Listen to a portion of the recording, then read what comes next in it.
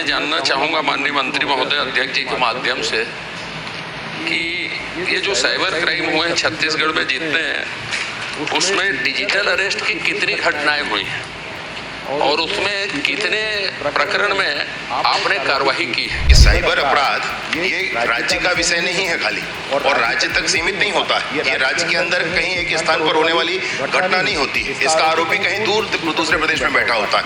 इसलिए पूरे देश के संदर्भ में सोचना और यहाँ तक कि पूरे विश्व को एक साथ मिला करके सोचने की इसमें आवश्यकता है। जब बाकी जांच के लिए आपकी सुन लीजिए ना पूरा, बाकी लोगों के जांच या तेजी आए, इसको इसलिए बोल रहा हूँ माननीय अध्यक्ष महोदय, पिछले सत्र में ध्यानाकर्षण ये पहली बार बहस में आ रहा है और ये बड़ी समस्या है कि छत्तीसगढ़ पुलिस के पास साइबर क्राइम के लिए क्या क्या विशेषज्ञता है कि वो शीघ्रता से निराकरण हो। विशेषज्ञता भी बताएंगे थोड़ी आप। साइबर क्राइम से सभी लोग परेशान हैं। हर दूसरे शख्स के पास कोई ना कोई साइबर अपराध से जुड़े फोन आया है और इस बीच डिजिटल अरेस्ट के बारे में भी आपने सुना होगा कि एक फ़ोन आता है, उसके बाद उसे वीडियो कॉल में अरेस्ट कर लिया जाता है, जिसे डिजिटल अरेस्ट का नाम दिया गया है। अब आपके मन में सवाल होगा कि हमारे छत्तीसगढ़ में भी साइबर अपराध बढ़े हैं, हमारे छत्तीसगढ़ में भी डिजिटल अरेस्ट के केस सामने आए हैं। तो आज छत्तीसगढ़ सरकार की ओर से एक डेटा सामने आया है। छत्तीसगढ़ के डिप्टी सीएम गृह मंत्री विजय शर्मा ने एक डेटा विधानसभा में रखा है। वो डेटा के बारे में आपको मालूम होना चाहिए। दरअसल बिल्हा विधायक धर्मलाल कौशिक की ओर से अजय चंद्राकर ने ये सवाल पूछा कि छत्तीसगढ़ में साइबर अपराध के कितने मामले सामने आए हैं। यही नहीं, लोगों के मन में एक और सवाल होता है कि जो पैसा ठगा जाते हैं, जो पैसा ठग लेते हैं, वो वापस मिलते हैं कि नहीं। इस पर भी एक बड़ा सवाल था। तो इस पर छत्तीसगढ़ के गृह मंत्री विजय शर्मा ने सवाल का क्या जवाब दिया है वो आप आगे वीडियो में देखेंगे। अजय चंद्राकर को आपको मालूम होगा कि पिछले विधानसभा सत्र में जो तीखी बहस विजय शर्मा और अजय चंद्राकर के बीच में हुई थी वो इस बार भी देखने को मिली। या आप आगे वीडियो में देखेंगे तो खुद ही समझ जाएंगे कि अजय चंद्राकर का सवाल पूछने का अंदाज, तरीका किस तरह से रहता है और उनके सवालों के जवाब किस तरीके से सरकार देती है, वो आप आगे वीडियो में देखिए। माननीय अध्यक्ष महोदय, प्रश्न के पहले इशारा करना ठीक नहीं है। अरे मैं कोई इशारा नहीं कर, आप प्रश्न करिए, गंभीरता उसको बनाए रखिए। मैं आपसे ये जानना चाहूँगा माननीय मंत्री महोदय अध्यक्ष जी के माध्यम से कि ये जो साइबर क्राइम हुए हैं छत्तीसगढ़ में जितने हैं उसमें डिजिटल अरेस्ट की कितनी घटनाएं हुई हैं और उसमें कितने प्रकरण में आपने कार्रवाई की है?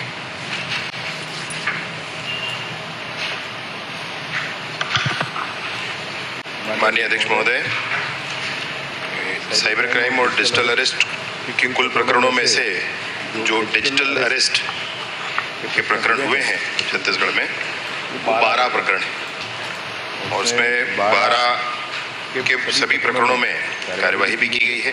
माननीय अध्यक्ष महोदय,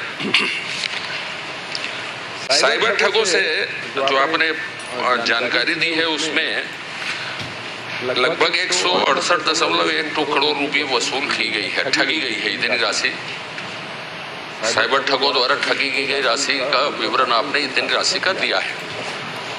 उसमें से आपने कितनी राशि वसूल की है ठगों से?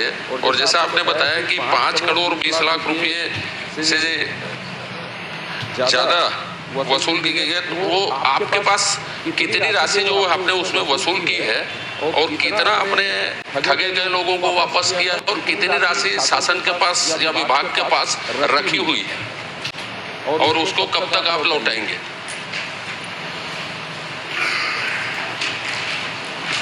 डिजिटल अरेस्ट और साइबर क्राइम के कुल प्रकरणों में से 168 करोड़ की राशि मैंने ठग ली गई। उसमें से 5 करोड़ 20 लाख की राशि वो वापस दिलाई गई है और जो होल्ड हमारे अकाउंट्स हैं, जिन अकाउंट्स में राशि होल्ड की गई है 4,427 ये अकाउंट्स हैं जिसको होल्ड किया गया है और इस होल्ड अकाउंट में 4 करोड़। माननीय मंत्री जी, होल्ड की ओर नहीं, मैंने पूछा था कि आपने 168 करोड़ रुपये की ठगी हुई तो आपने 5 करोड़ रुपये वसूल किया है या उससे ज़्यादा वसूल किया है और ज्यादा वसूल किया है तो क्या सिर्फ 5 करोड़ 20 लाख रुपए ही आपने वापस किया है? ज्यादा राशि यदि है आपके पास तो विभाग के पास उसको कब तक आप वापस करने जा रहे हैं और बाकी वसूली के लिए आपकी क्या कार्रवाई चल रही है, पूछा था मैंने।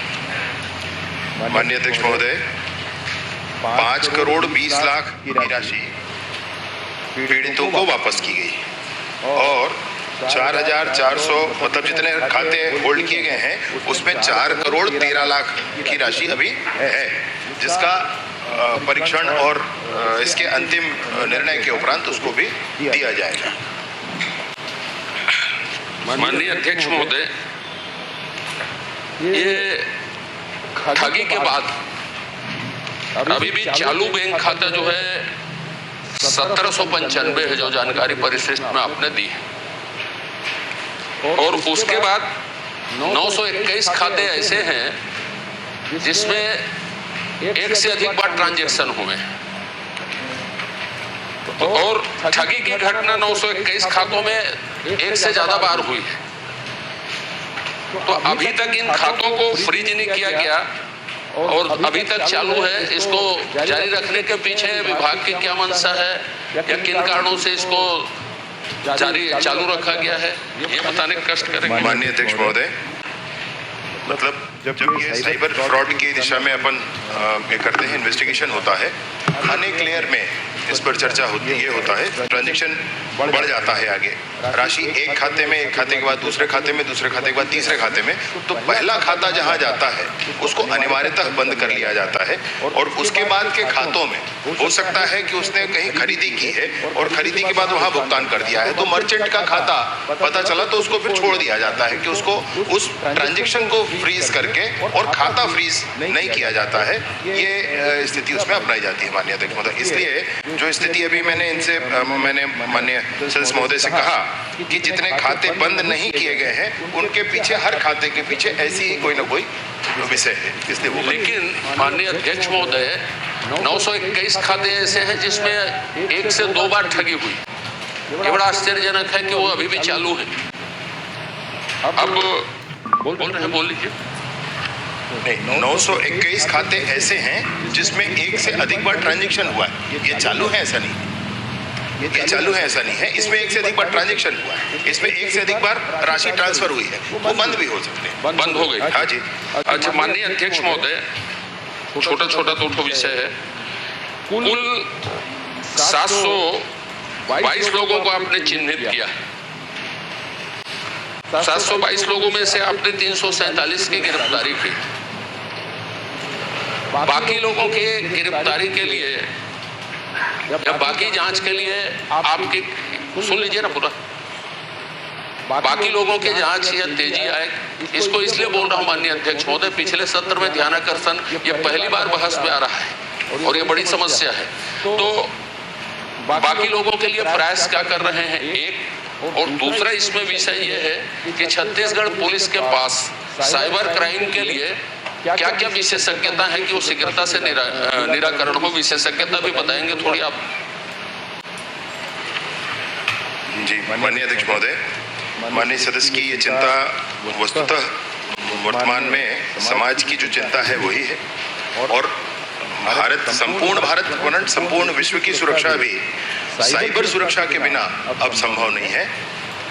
भारत में ही हम देखेंगे माननीय अध्यक्ष महोदय तो 2024 में 20 लाख करोड़ से भी अधिक की राशि का डिजिटल ट्रांजैक्शन हुआ है और ये पूरे दुनिया का 40% से अधिक है माननीय अध्यक्ष महोदय। तो इतनी बड़ी संख्या में, मतलब लोकसभा का एक विषय टीवी पर देखा था माननीय अध्यक्ष महोदय, पी चिदम्बरम जी कहते थे, go to a village house, buy potatoes and tomatoes and pay rupees 750 using a credit card.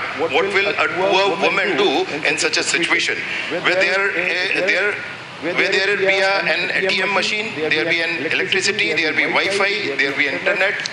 ये चिदम्बरम जी ने भाषण दिया था उस समय जब डिजिटल इंडिया का कॉन्सेप्ट लेकर के माननीय नरेंद्र मोदी जी की सरकार आगे बढ़ी थी। और उसके बाद आज भीम हमारा जो ऐप है, गेटवे है, यूपीआई है, ये जर्मनी और फ्रांस में भी चल रहा है, यहाँ भी चल रहा है, और हम डिजिटल ट्रांजैक्शन की दिशा में बिल्कुल वैसा ही हो रहा है कि एक गांव में एक महिला आलू बेच रही है और उसके बाद जब एक व्यक्ति खरीदने जाता है तो वो डिजिटल ट्रांजैक्शन से ही भुगतान कर रहा है। भारत डिजिटल ट्रांजैक्शन में इतना आगे बढ़ा है माननीय अध्यक्ष महोदय, और इसलिए ये डिजिटल ट्रांजैक्शन की तरफ हम जब जाते हैं तो साइबर अपराध भी भारत में बढ़े हुए दिख रहे हैं। भारत में पूरी दुनिया में बढ़े, भारत में भी बढ़े। ये 722 जो आरोपी वर्तमान में चिन्हांकित हैं, ये पूरे नहीं है माननीय अध्यक्ष महोदय। मैं माननीय सदस्य महोदय की चिंता से के आधार पर उनसे कहना चाहूंगा, ये 722 आरोपी अभी तक चिन्हांकित हुए हैं, इसमें तो और आरोपी हैं। जो परिशिष्ट दिया है मैं उसी के अंदर मैं आपसे वही कह रहा हूँ भैया, मैं आपसे तो परिशिष्ट के बाहर आपके पास जानकारी होगी। नहीं, मैं आपसे मैं कह रहा हूँ, मेरी बात तो सुन लीजिए। ये जो 722 आरोपी हैं ये चिन्हांकित अब तक हुए, और उसमें से 375 आरोपी हैं वो गिरफ्तार भी हुए। अन्य की गिरफ्तारी की प्रक्रिया जारी है, अन्य की खोज की प्रक्रिया भी जारी है। अब ये जियो स्पेशल, इसमें बाउंड्रीज नहीं है माननीय अध्यक्ष महोदय। ये स्थानीय प्रदेश की पुलिस भी इस पे पूरा नहीं कर सकती, इसलिए सेंट्रल गवर्नमेंट में यूएचएम साहब ने और हमारे होम मिनिस्ट्री ने, सेंट्रल की होम मिनिस्ट्री ने बहुत बड़ा अभियान इस पर किया है। दुनिया का सबसे अच्छा अभियान अगर साइबर क्राइम के लिए कहीं किया जा रहा है माननीय अध्यक्ष महोदय, वो भारत की सरकार के द्वारा किया जा रहा है। उसके अंतर्गत प्रश्न का एक पार्ट बच गया, चूंकि आप शायद उसी में छत्तीसगढ़ पुलिस के पास विशेषज्ञता क्या है, छत्तीसगढ़ पुलिस के पास प्रयास के हैं कि क्या विशेषज्ञता भारत सरकार जो कर रही है, आप साधुवाद के पात्र हैं उसके लिए। बाकी को पकड़ने के लिए मैंने पूछा, जब प्रयास कर रहे हैं ठीक है, मैं कन्विंस हूं उनसे, लेकिन छत्तीसगढ़ पुलिस के पास इन घटनाओं के बाद खुद की क्या विशेषज्ञता है, एक। और दूसरा, इसी सदन में क्या साइबर थाने खोलने की घोषणा हुई थी, और यदि हुई थी तो कितने साइबर थाने खोले गए, कितने की घोषणा हुई थी और कितने साइबर थाने खोले गए? माननीय अध्यक्ष महोदय, मैंने जो केंद्र की बात कही वो इसलिए कही क्योंकि साइबर अपराध ये राज्य का विषय नहीं है खाली, और राज्य तक सीमित नहीं होता है। ये राज्य के अंदर कहीं एक स्थान पर होने वाली घटना नहीं होती, इसका आरोपी कहीं दूर दूसरे प्रदेश में बैठा होता है। इसलिए पूरे देश के संदर्भ में सोचना और यहाँ तक कि पूरे विश्व को एक साथ मिला करके सोचने की इसमें आवश्यकता है। मैं वो बता रहा था। माननीय सदस्य महोदय का जो कहना है स्पेसिफिक विषय पर मैं आ जाता हूँ। राज्य में नई सरकार बनने के बाद एक साइबर भवन का निर्माण कराया गया माननीय अध्यक्ष महोदय, प्रारंभ किया गया। हमारे माननीय मुख्यमंत्री जी ने 4 दिसंबर 2024 को इसका उद्घाटन किया। 2,77,00,000 की लागत से वो भवन तैयार करा करके उसमें लाइसेंस नवीनीकरण जितने पुराने बचे थे 1,46,00,000 में वो किए गए। फिर 51 लाख के और नए सॉफ्टवेयर आदि खरीदे गए। उन सॉफ्टवेयर में भी विशेषज्ञता के लिए आप कहेंगे तो सारे इक्विपमेंट जो हमारे पास उपलब्ध है, यूनिफाइड फॉरेंसिक एक्सट्रैक्शन डिवाइसेस वहाँ पर है, XRY मोबाइल फॉरेंसिक किट वहाँ पर है, मैग्नेट एक्सियम कंप्लीट वहाँ पर डिटेक्शन के लिए, डिस्क स्टोरेज के डिटेक्शन के लिए वहाँ पर है, फॉरेंसिक टूल किट वहाँ पर। एक मिनट इंटरप्ट करूं,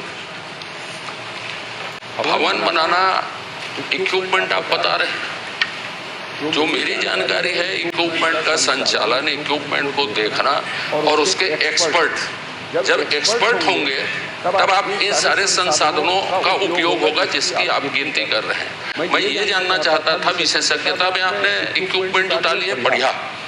विशेषज्ञ विभिन्न समाचार पत्रों में सब में ये छपा है कि छत्तीसगढ़ में साइबर विशेषज्ञ नहीं है किसी तरह के।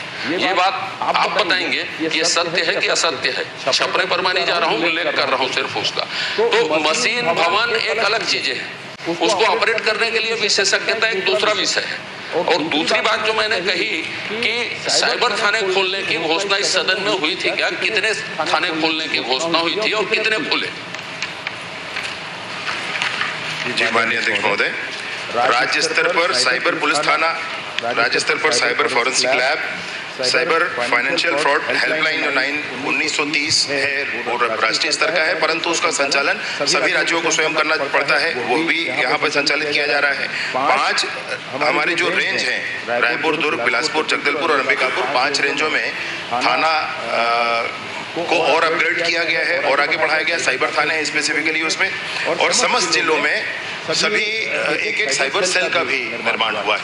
ये सब मिलकर के ये संस्था काम कर रही है माननीय अध्यक्ष महोदय। दूसरा जो आपसे मैं कहना चाह रहा था कि आगे भी इस विषय को ले जाने के लिए जो स्टाफ वहाँ पर नियुक्त है, साइबर क्राइम के लिए स्पेसिफिकली कोई नियुक्ति होती है ऐसा नहीं है माननीय अध्यक्ष। जो हमारे लोग हैं उसमें से ही हो रहा है। माननीय नरेंद्र मोदी जी ने एक कॉन्सेप्ट दिया कि 5000 हमको साइबर कमांडोज बनाने हैं, तो उसमें 6 लोग कमांडो की ट्रेनिंग अभी ले रहे हैं। वो भी बहुत अच्छी प्रक्रिया है। 6 महीने का बड़ा नेशनल लेवल का एक ट्रेनिंग होता है। IIIT हमारा नया रायपुर, वहाँ पर भी एक ट्रेनिंग सेंटर, तो वो ट्रेनिंग ले रहे हैं। साथ ही साथ 5 एक्सपर्ट्स हमने अभी एंगेज करने की प्रक्रिया बढ़ाई है। और जो हमारे लोग यहाँ पर पहले से उपस्थित हैं, जिनको अन्य ट्रेनिंग I4C के माध्यम से दी गई है, वो सब इसमें कार्यरत है। ठीक, एक आखिरी पूछ लेता हूँ। माननीय अध्यक्ष महोदय, मैंने माननीय मंत्री जी के प्रश्न से जो समझा कि आपकी विशेषज्ञता को जो मैं पूछ रहा था, तो आपने कहा कि कमांडो ट्रेनिंग ले रहे हैं, नेशनल ग्रिड में उनकी ट्रेनिंग हो रही है और कुछ जगह आप खुद भी कर रहे हैं। अभी एक और उत्तर आ रहा था कि हमने विशेषज्ञों की नियुक्ति के लिए वित्त विभाग में भेजा है। मैं स्पेसिफिक पूछा हूं कि आज की तारीख में जितनी घटनाएं हुई हैं, जितने पैसे की ठगी हुई है, इन सब की जांच पड़ताल समय में हो। अपने पास इस तरह के इतने विशेषज्ञ हैं या इतने विशेषज्ञों की जरूरत है और इतने विशेषज्ञों की हम भर्ती कर रहे हैं या नहीं कर रहे हैं, मैं ये जानना चाहता था। एक दूसरा, मेरी जानकारी ये है कि इस सदन में 5 जो आपके रेंज है उसमें 5 साइबर थाने खोलने की घोषणा हुई थी। अब ये साइबर थाने का कॉन्सेप्ट क्या है, तत्कालीन गृह मंत्री या वो लोग जाने कि क्या कॉन्सेप्ट है, मैं तो जानूंगा नहीं। और उसमें एक जगह शायद खोले गए हैं जिसमें भी कोई नियुक्ति नहीं हुई, जो मेरी जानकारी है। तो जो मैं आपसे जानना चाहता हूँ वो ये है कि इन चीजों के निपटने के लिए इस तरह के विशेषज्ञ की जरूरत है।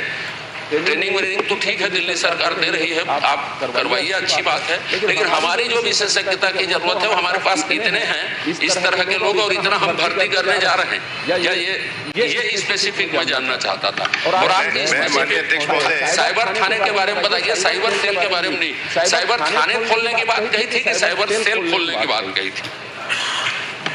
माननीय अध्यक्ष महोदय, मैं बिल्कुल वही कह रहा हूँ और बिल्कुल स्पष्टता से स्पेसिफिकली मैंने वही बात कही माननीय अध्यक्ष महोदय कि इसमें साइबर क्राइम के लिए अलग से कोई नियुक्ति की प्रक्रिया नहीं है। जो लोग हैं उपस्थित उन्हीं से होना है। और इसलिए मैं आपको फिर से एक बार बताना चाहता हूं कि 5 रेंज में साइबर थाने हैं और उसमें 69 लोग कार्यरत हैं। ये पूर्व से पुलिस विभाग में कार्यरत लोग ही हैं जो उस दिशा में एक्सपर्ट हो सकते हैं, उनको रखा गया है।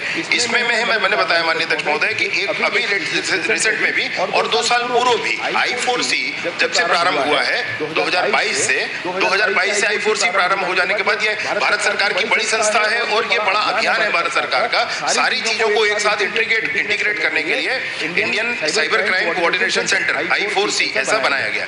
इसी के माध्यम से प्रशिक्षण, छोटे कालखंड का प्रशिक्षण भी दिया जाता है। 129 लोग छत्तीसगढ़ में प्रशिक्षित हुए और वो कार्यरत हैं। बाकी रेंज 5 रेंजों में 5 साइबर थाने हैं, 69 लोग उसमें कार्यरत है माननीय अध्यक्ष महोदय। और 5 विशेषज्ञों की नियुक्ति का जो विषय है अटैच किए जाएंगे, वो उनकी नियुक्ति की प्रक्रिया नहीं होगी, वो अटैच किए जाएंगे माननीय अध्यक्ष महोदय।